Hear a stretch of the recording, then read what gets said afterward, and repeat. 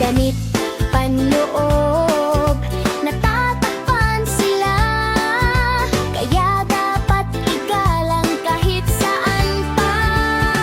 Pribado ang katawan ko, katawan mo rin.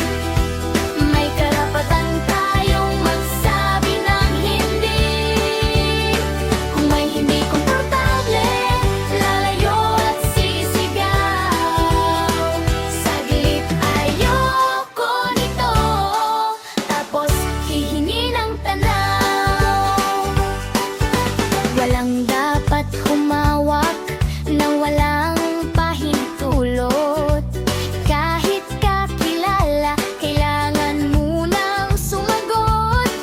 Sa pagligo o pag-aalaga, may matandang mapagkakatiwalaan. Pero kung di komportable, magsabi agad sa tahanan. Pribado ang katawan ko, katawan mo rin. May karapatan tayong magsabi ng hindi. Kung may hindi komportable, lalayo at sisigaw.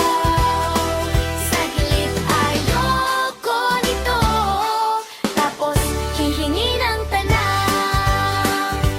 Sabihin sa nanay, tatay, guro o tagapag-alaga. Pumili ng taong mabait at laging nakikinig sa bata.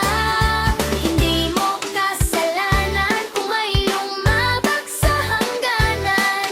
Magsabi ng magsabi hanggang may tumulong sa'yo ng tunay. Pribado ang katawan ko, katawan mo rin.